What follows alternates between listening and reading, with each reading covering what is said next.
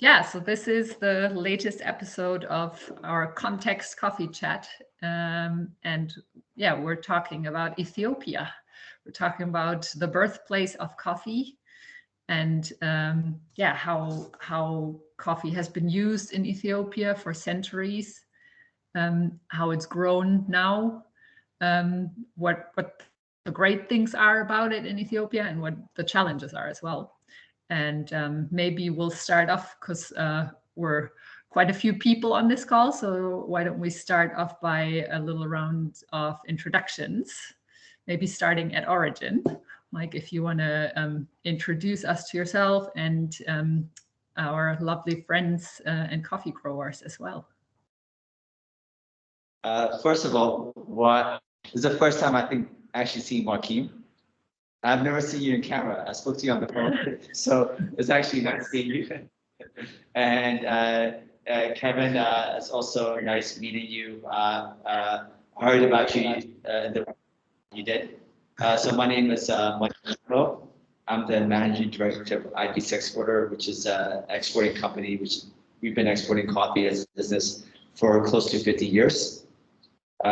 We buy coffees from ECX, from our washing station.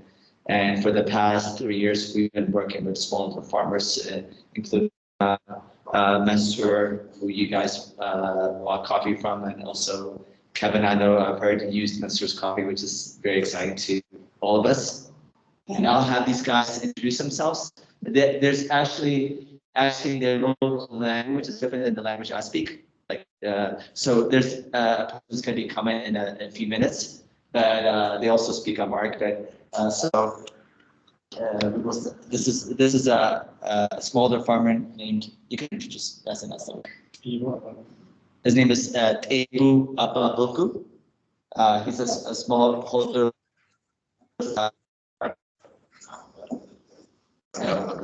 From Agaro. Which is Agaro is an area that produces coffees from coffees, Rominas or Agaro, which is western part of Ethiopia in the Oromia region. And then this is Mensur Aba Hika. Who I think you guys probably know a little bit about Mensur. And this is Mahammed Aba Nura.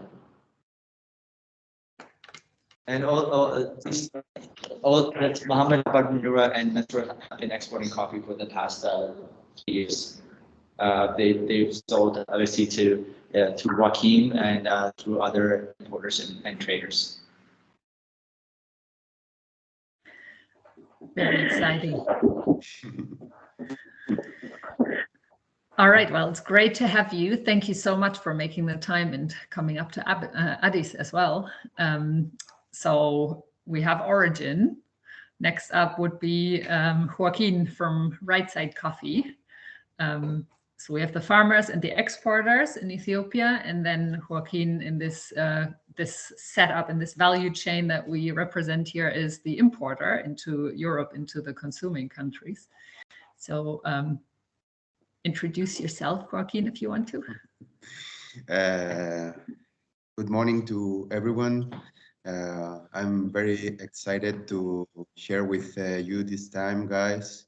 Also to speak with the face of Mike because we normally in Right Side, Lara is traveling to Ethiopia and I never get the opportunity to visit the country. I'm more focused on the trips to Central America and always joining the political control together with Lara. So very excited to share with you this time. Yeah, our operation basically it's a small roastery focus on the highest quality or finest coffees that we can source around the world. And it's a great honor to share with Mike and also with Katja and Kevin this talk. So yeah, here we go. We are not a green coffee importer itself, let's say, but we, because of the COVID and also the situation that we live last year, we need to move forward and start basically selling green beans. Thanks, Katja, helping us for it. And it's a pleasure to share with you, this coffee, let's say, passion or lifestyle or whatever. Yeah, thank you, Joaquin. I guess I'm up next in the value chain. I'm Katja. My company is Kontext Coffee Company. We're based in, well, on the border between England and Wales in the United Kingdom. And I used to work for Joaquin in Spain. He taught me much of what I know about coffee, and most of all, he taught me roasting really well and just being good in coffee. I'm really grateful to him for that. And he also shares his amazing coffees with us. So I buy about 80% of all of my coffees through Joaquin. So this is our version of direct trade, essentially, because I'm too small to get anywhere near filling shipping containers from origin. So this is a good collaboration in order for me to be able to buy the amazing coffees, among others, amazing coffees from Ethiopia through you, Mike, through Addis Exporters, and from amazing growers like yourselves, Mensur, Tebu, and Mohammed. Thank you so much. And then next up is Kev. Hello. Are you able to hear me? Yeah. So, well, thank you so much for having me.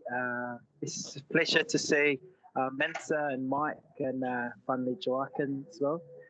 It's been a privilege for me to be able to use your coffee and for you to trust me, to use it for UKBC. And it's an amazing experience. I met a lot of amazing people and able to, really showcases your coffee, and then the judges loving it. But this is my first competition, so there's a lot of things that I need to learn. But yeah, I'm very, very grateful that I'm able to be a part of this, like what Joaquin says, passion, a lifestyle of coffee. And I just want to improve more my coffee skills and knowledge. So just quick stories about myself. I'm from Indonesia. Moved to Australia when I was 19. Fall in love with specialty coffee 5 years ago, and then now I'm in England. But yeah, that's a little bit about me. Nice trip. Yeah. Yeah. Thanks, Kevin. Thanks for making time. Yeah. So we have one more person that came. Actually, he's gonna also he's gonna be translating a lot of the stuff in their local language in the final room. And then, Hi, my name is Oz. So OS is actually related to Mensur. OS also has their family have a big operation. A washing station that does 15 containers of coffee. They're big suppliers also of Jimma 5 commercial coffees. So it's different than obviously the coffee like Joaquin and you guys are using. But always does a lot of good work, and also he's going to be helping translate some of your questions to farmers. Do you want to take a moment to translate what we've said so far, Mike?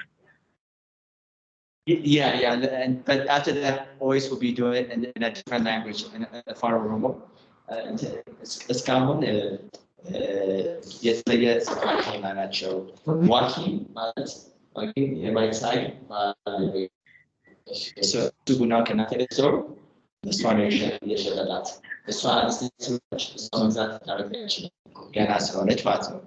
Kevin ደግሞ የሚባለው እሱ ደግሞ ያና ሮስት አድርገው ውድድር ያደረገው አንድ እሱ ነው የሚጠቅማል የሰፋችን አለ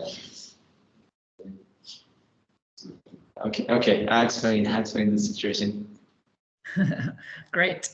I think one thing that's worth mentioning is also that Kevin works for another roastery in Bristol called Joaquin Coffee Roasters.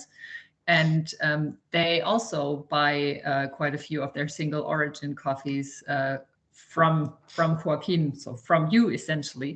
And they actually have your coffee, Mensur, in their lineup right now. Kev, I think you brought a bag, Kevin, if you want to show Mensur what that looks like. Beautiful.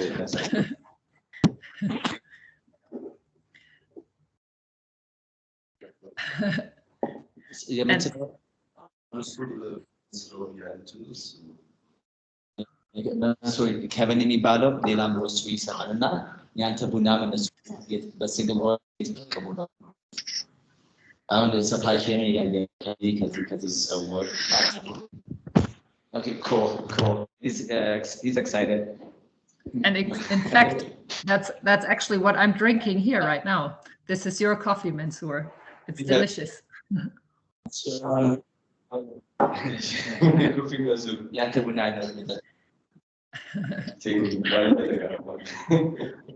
Very well done. All right. Well, I don't have the back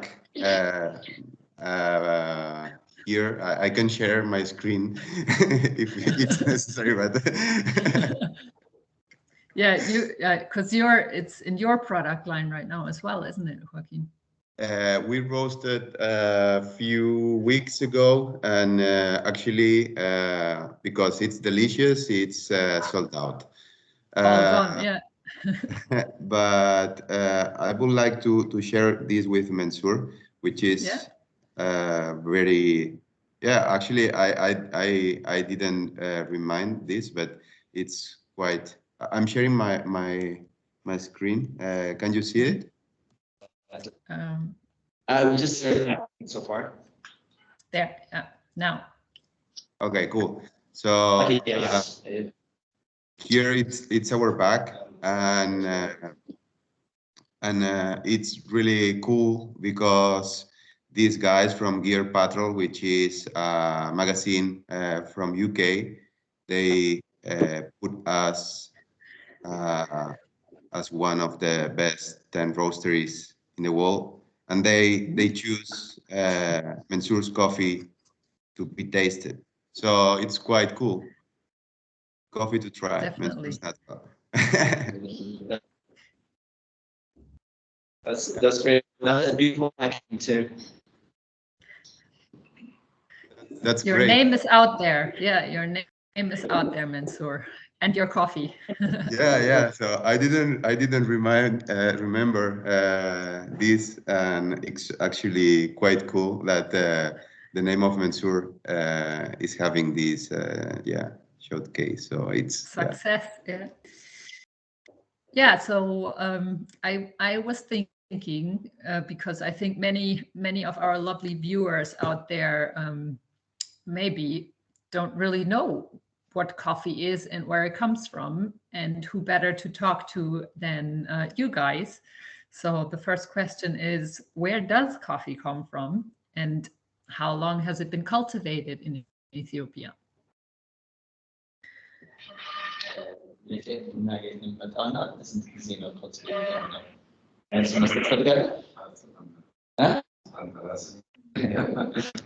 Okay, so sometimes the origin of coffee, some people try to take it away from Ethiopia, but we're claiming it. So the specific place where coffee came from is previously there was a kingdom. It was called Coffea Kingdom.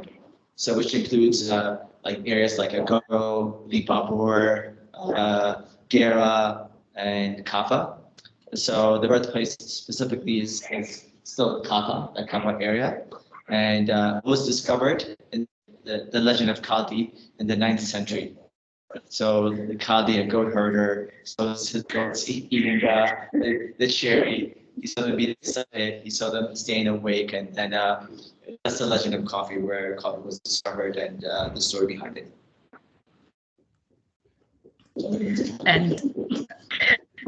And you said that was in the 9th century.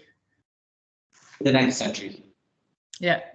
So it's been over 1,000 years then that coffee has firm roots in Ethiopia, and obviously long before it was ever grown and exported into the rest of the world, the people of Ethiopia have already made use of it, I imagine. Other than feeding goats with it, there is a rich history of domestic consumption in Ethiopia, which is different from most other coffee growing countries in the world. And maybe you can tell us a little bit about what it was used for traditionally and how it was prepared way back in history. Okay, yeah, I'm gonna have always answer that question. Yeah, coffee in Ethiopia traditionally used for celebration, and there is happy time that people call each other every, especially they drink 3 times in a day, morning and afternoon. At summer times also, they drink, and when they have a kind of when they want to have a kind of meeting for a social interaction, something like that, they use coffee, and traditionally used for this things coffee. It's well known, and people they cannot live without coffee. They love coffee, and that's all.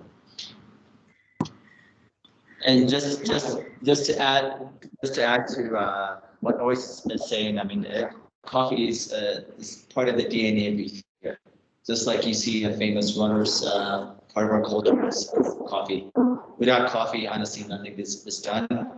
As Ois said, in times of sorrow, in times of celebration, coffee is drunk. Even when we dispute, somebody they'll drink coffee, they'll be under a tree, and they'll figure out how to, for marriage, for sorrow. In terms of the consumption, Ethiopia is one of the countries that could probably drink all the coffee that it produces. So roughly 50% of coffee that's produced is consumed in Ethiopia. And unfortunately, under the law, quality coffee has to be exported. So it's the second grade of coffee, which is consumed. Yeah, you told me before that if the law wasn't there, then you would probably be able to just drink all of it yourself, right? And you wouldn't even need to export any of it. Yeah, I think everybody will drink all of it. And the crazy thing is the local price is much higher than the international price. So coffee is very, very expensive in Ethiopia. So, for example, the sea market is maybe local, maybe $4, and also it's consumed differently in different parts of the country. Like in the area, when you're drinking it, some areas also put butter and Agaro butter. And Agaro is just drank black. Some different cultures have a different also in the coffee, and usually in a coffee ceremony, there's 3. There's one first cup called, the second cup is called tuna, and this third cup is called baraka. Baraka means blessing. You know what the 2 mean? It's to promise. The last person, when the last person came and to want to bring the coffee, was the service came. They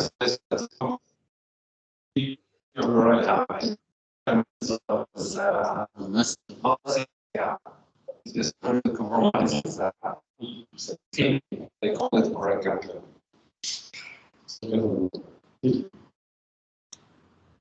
Is it just me, or are you breaking up a little bit? Yeah. Maybe you can. Yes, if you I see that. could I see that same poor connection. yeah, if you could repeat the last part. I heard something about 3 cups, but I didn't catch all the details.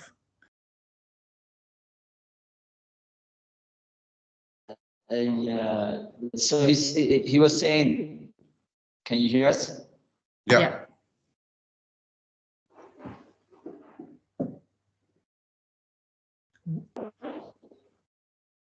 Hello? Hello. Yeah. Hello? Can you hear us now? Yeah. Can you hear us now? Yes, I can hear you. There's a and the first one is the old, and the second one is Tuna, and the third one is Baraka. And they call it the Baraka one. When the person comes at last, he got the Baraka, the last one. So they just call it Baraka in order to compromise the person who came at the last. It's called, the meaning Baraka means blessings. So he just drink that he's drinking as if the blessing one, that is the last one, and they call it Baraka just to compromise his feeling. And coffee is drank 3 times a day, right? 3 times a day, yeah, 3 times a day. Morning and at the evening and then afternoon. And 3 times a day you get 3 servings. Yeah, 3 servings, yeah, 3 new servings, yeah. So basically a person's gonna get 9 cups of coffee a day. Yeah. But then maybe, because from my visit to Ethiopia, whenever we had coffee prepared in a traditional way anyways, the cups were much smaller, so they wouldn't be cups like this, right? they are more smaller cups. Is that right? Correct. Yeah, they're called sini. Those cups are called sini, the name of them. Sini, okay. They are beautiful, by the way. They're absolutely beautiful. But I mean, that's quite the dosage there. Huh? Not even 9 cups, 9 small cups. You build up a good tolerance to caffeine over time. We have here You definitely do. So it's a nice example of what they are talking about. This is the coffee pot, let's say, the Ethiopian coffee pot. Yeah, traditional jabana.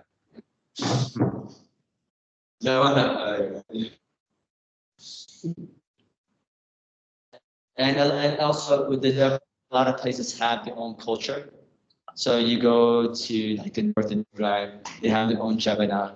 It doesn't have that spout coming out, so they're pouring from the top. So you go. We have a lot of different jabanas in our office, and most of them are different cultures have a different jabana. Nice. Are they, when you say cultures, does that mean, is it from different regions in the country or different ethnic groups, or? Yeah. Different ethnic groups and different areas of the country, different regions of the country have different jabanas. Yeah. I have to say that was one of the things that I loved most in my time in Ethiopia. I think the coffee ceremonies, it's just such an amazing way to savor this this great beverage and gift. Really, it just felt really amazing and nice to be able to share a traditionally prepared cup of coffee in a group of people. And then I think they served, I forgot what it was called. It was like a flatbread made from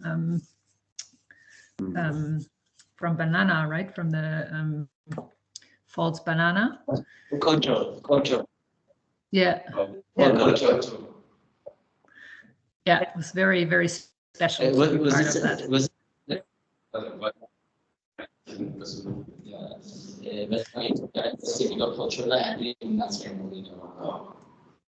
that's part of the tradition.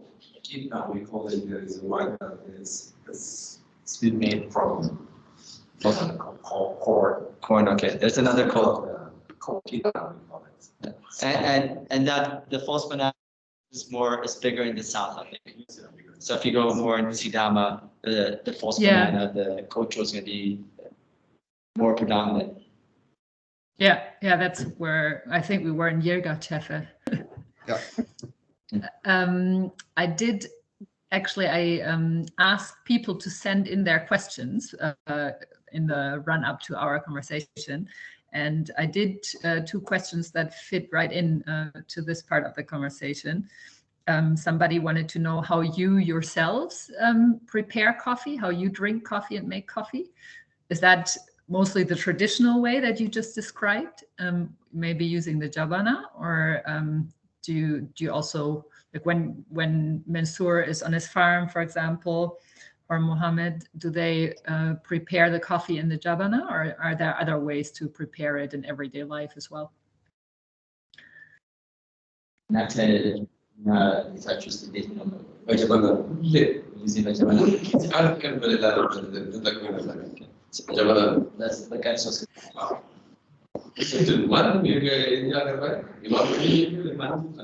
So all of them, they still do the traditional method of preparing coffee through the jabana. Actually, I've had coffees both in Mansur's and Mohammed's farm, and it's amazing. I think Mansur's wife is going to be she does a really good job of roasting coffee and preparing it.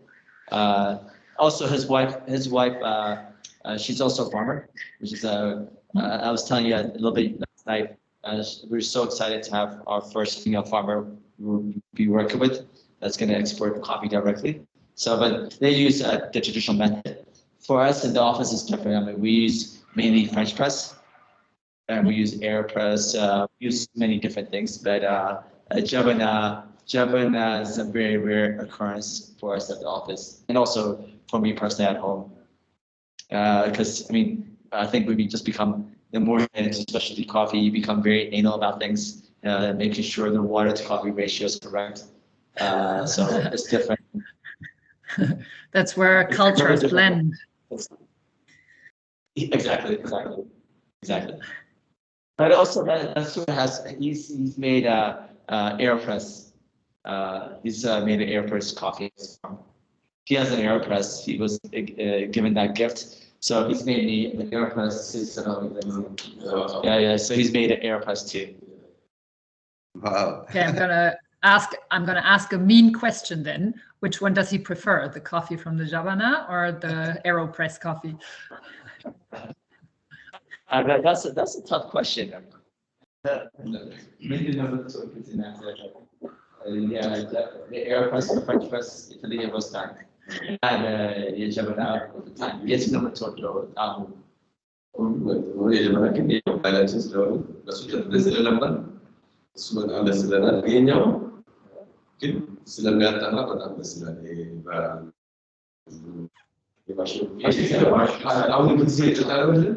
And then I taught them in that direction.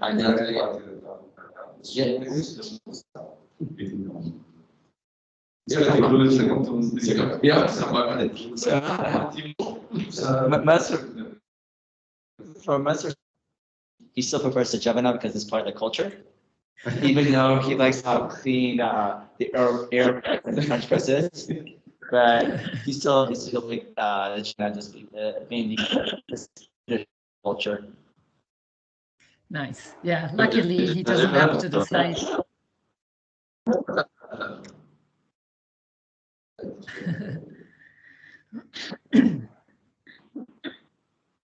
Great. One other question that came in was if you have any other uses for the coffee cherries.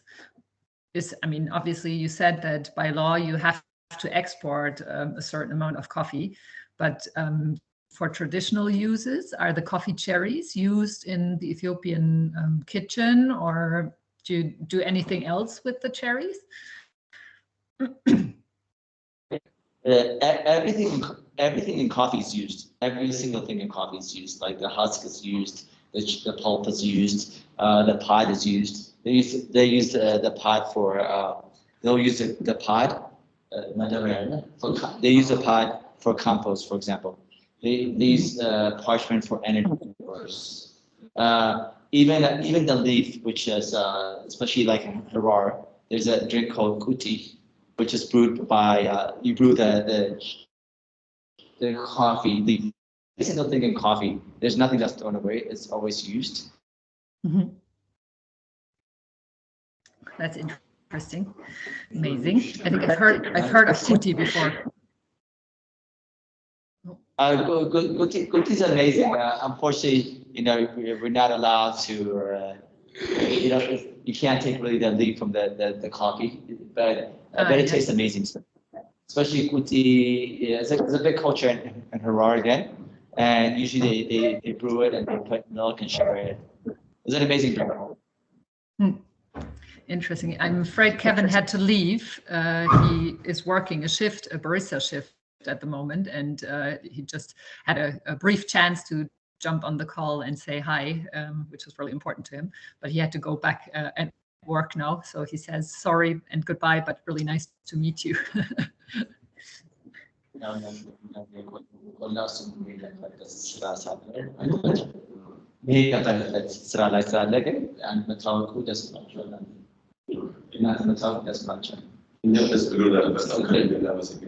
saying that they're very happy to meet Kevin, and they're saying thank you for taking time to talk to them. I'll pass that on to him.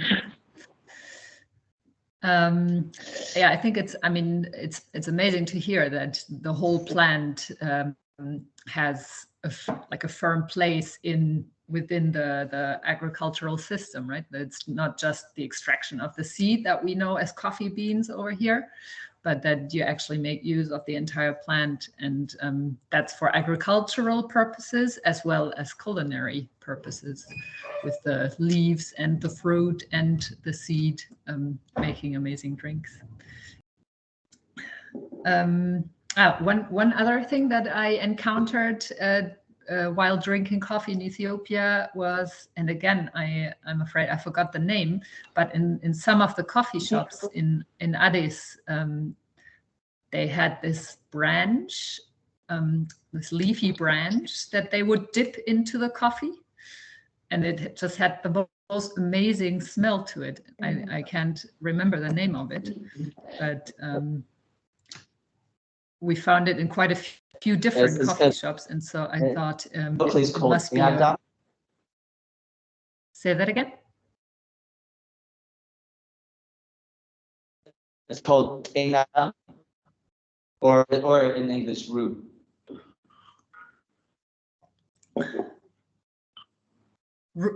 I only got root. No, root. They call it Tebu or root. Okay, roux. Yeah. Okay. Yeah.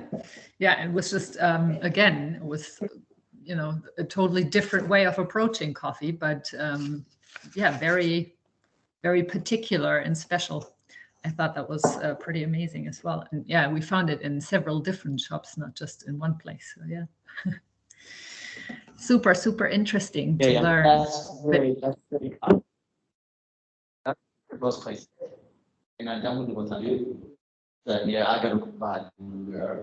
I mean, that's used.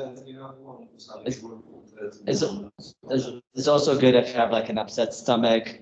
The Tebu Aba with the root is good for that as well. So, but when you get served with it in a coffee shop, is it something that would traditionally be used with coffee, or is that just like maybe in the US you would get a shot of vanilla syrup in your coffee or something like that, and in Ethiopia they go for this plant instead? Tebu Aba is very traditional, like throughout the country. It's not even it's everywhere in Ethiopia, and Tebu Aba. It's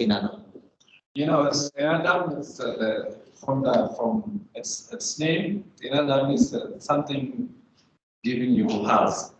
It's like, you know, when you have a stomach ache, something like that, you use that one. And traditionally, it's used every corner of Ethiopia. It's not from some part. It's for all Ethiopians. They use it there now. Cool.